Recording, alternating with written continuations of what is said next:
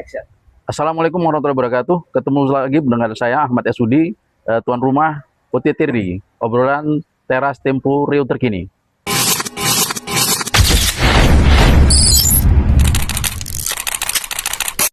Banyak atensi yang sangat besar sekarang ini terkait dengan kasus yang menjerat Gubernur Riau nonaktif Abdul Wahid dalam perkara dugaan tindak korupsi bermodus pemerasan. Dan kemarin publik sudah mengetahui Majelis Hakim Tipikor Pengadilan Negeri Pekanbaru telah memvonis 2 tahun penjara.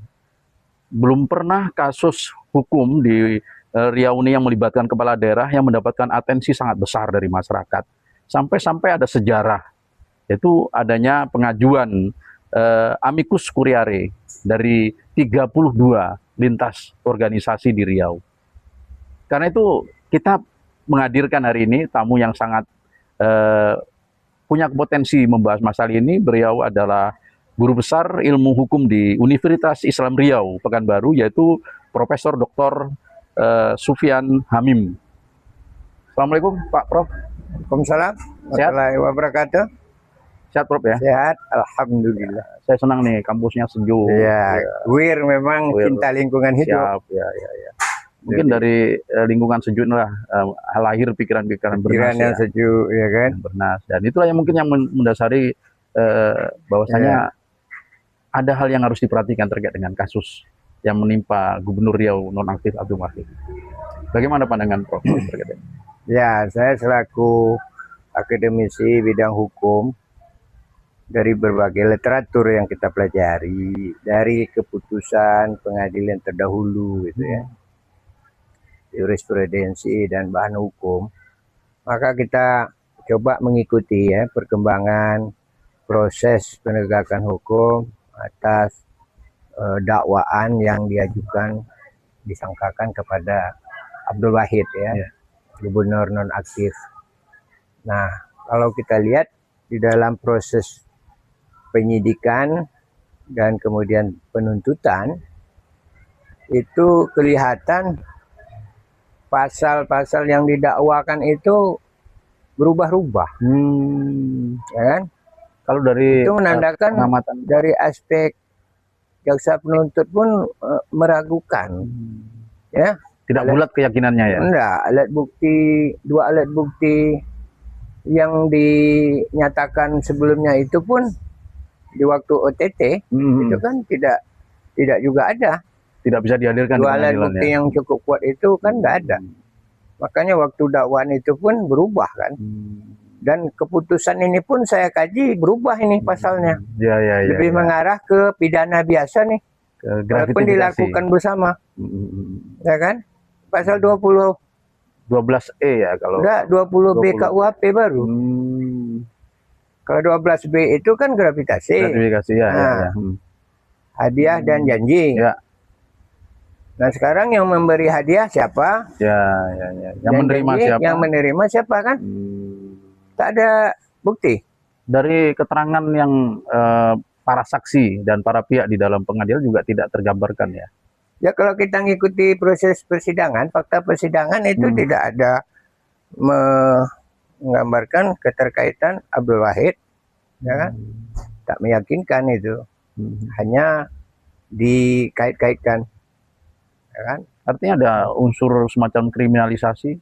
Udah jelas ada kriminalisasi dan kepentingan politik ya, karena beliau itu kan gubernur, ya kan?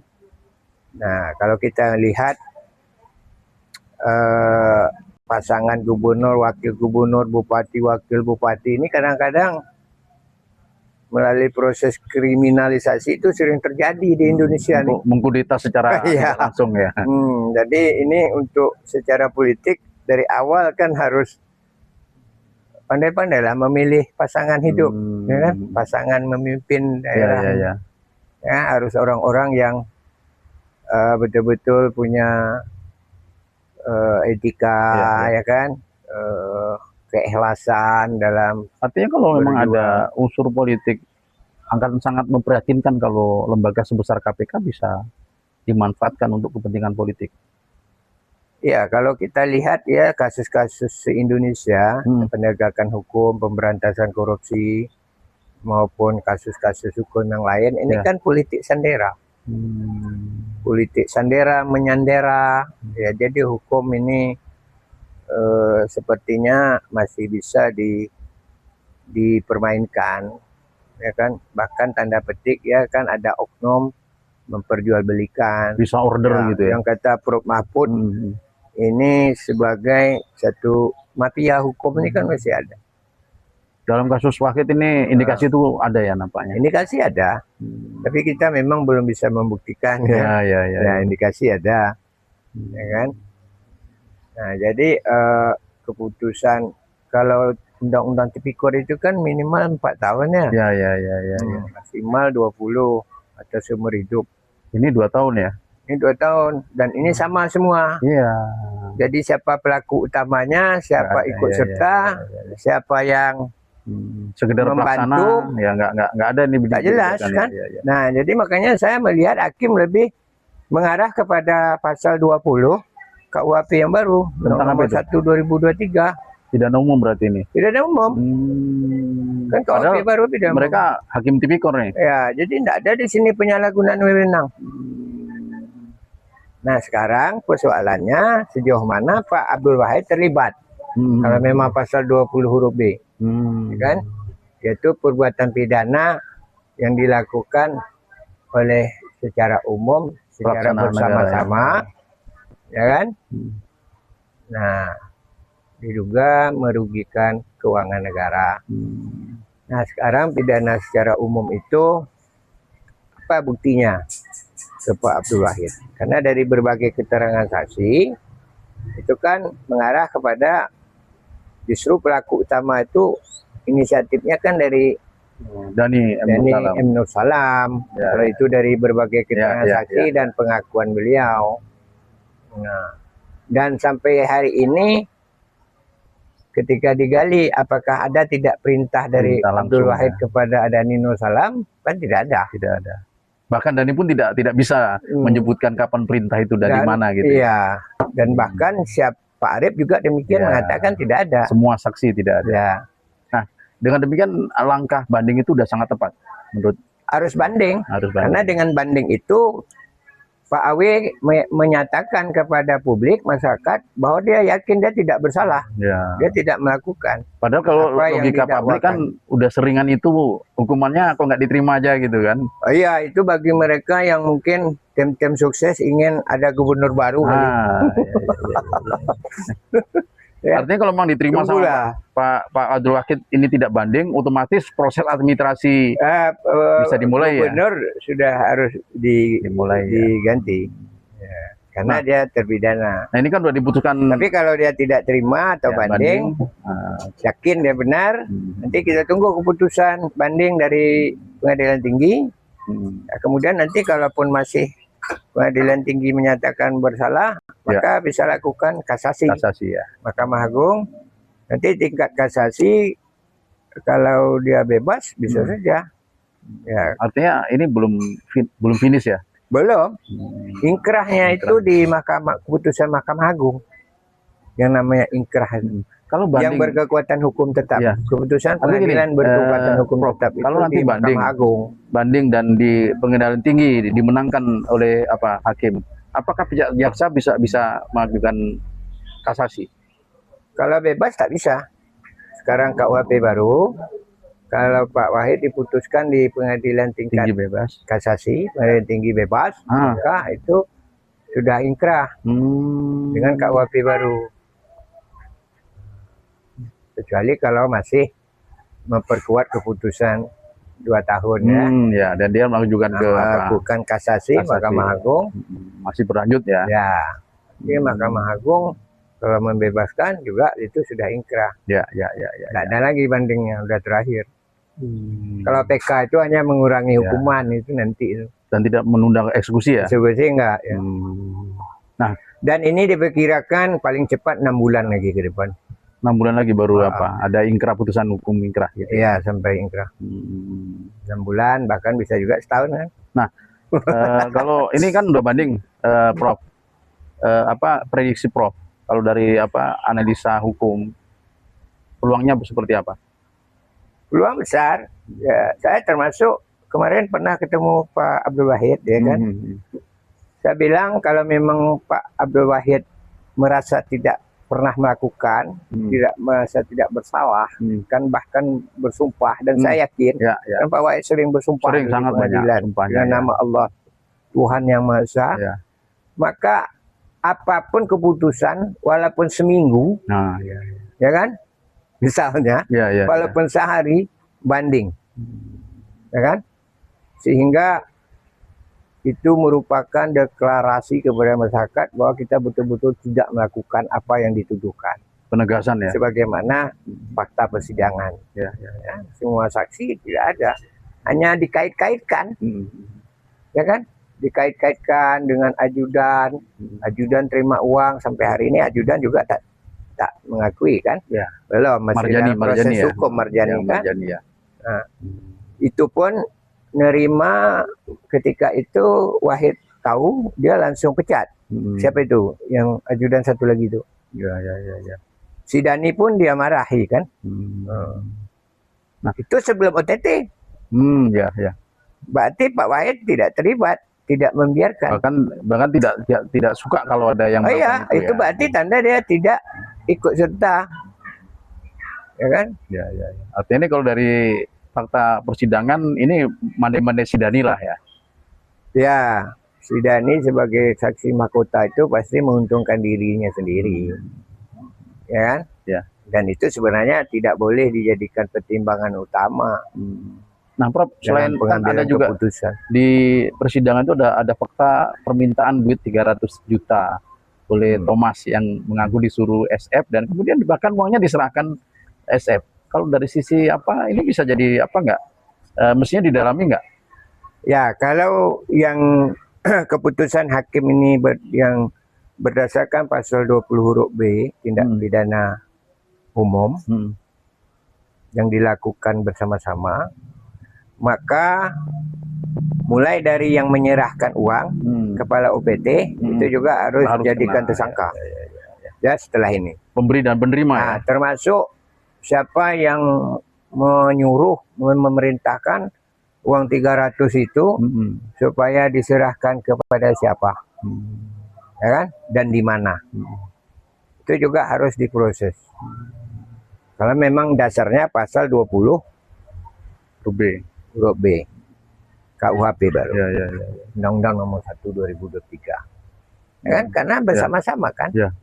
Nah, terlepas nanti putusannya bebas sama dengan AW, itu lain hal kan. Tapi yang jelas, semuanya harus diproses. Termasuk kalau memang gravitasi pasal 12 huruf B, ya kan. Nah, tadi 20 huruf C KUHP.